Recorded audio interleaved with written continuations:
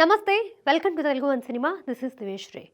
ప్రయాగ్రాజ్లో జరుగుతున్న కుంభమేళాలో పూసల దండలు అమ్ముకుంటున్న మోనాలిసా ఇప్పుడు సోషల్ మీడియాలో వైరల్గా మారిన విషయం తెలిసిందే. కాటుక పెట్టిన కళ్ళు, dusky skin, simple hair style, అందమైన చిరునవ్వు, చూడగానే కట్టిపడేసే అందంతో కుంభమేళాకు వచ్చిన వాళ్లతో పాటు సోషల్ మీడియా ప్రేమికుల్ని మంత్రముగ్ధుల్ని చేస్తోంది.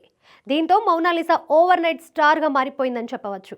రీసెంట్గా మోనాలిసా గురించి ప్రముఖ బాలీవుడ్ దర్శకుడు సనోజ్ మిశ్రా మాట్లాడుతూ, మోనాలిసా రూపం, ఆమె అమాయకత్వాన్ని చూసి ఫిదా అయ్యాను. త్వరలోనే నేను తెరకెక్కించబోయే డైరీ ఆఫ్ మణిపూర్ చిత్రంలో ఆమెకు ఛాన్స్ ఇవ్వాలనుకుంటున్నాను. రైతు కూతురు క్యారెక్టర్ కోసం మోనాలిసా లాంటి అమ్మాయి కోసమే వెతుకుతున్నాను. తాను పర్ఫెక్ట్ గా ఆ క్యారెక్టర్ కి సూట్ అవుతుంది. త్వరలోనే ప్రయాగ్రాజ్ వెళ్లి మోనాలిసాని కలుస్తాను.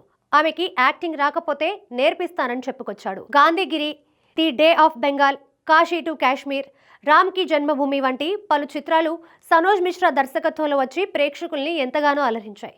ఇక డైరీ ఆఫ్ మణిపూర్ చిత్రం ద్వారా బాలీవుడ్ స్టార్ హీరో రాజ్ కుమార్ రావు సోదరుడు అమిత్ రావు తెరంగట్రం చేస్తున్నట్టుగా వార్తలు వస్తున్నాయి. ఇదే కనుక నిజమయ్యి ఆ మూవీలో మోనాలిసా చేయడం ఖాయమైతే మోనాలిసా దశ తిరిగినట్టే. మధ్యప్రదేశ్లోని ఇండోర్ మోనాలిసా స్వస్థలం.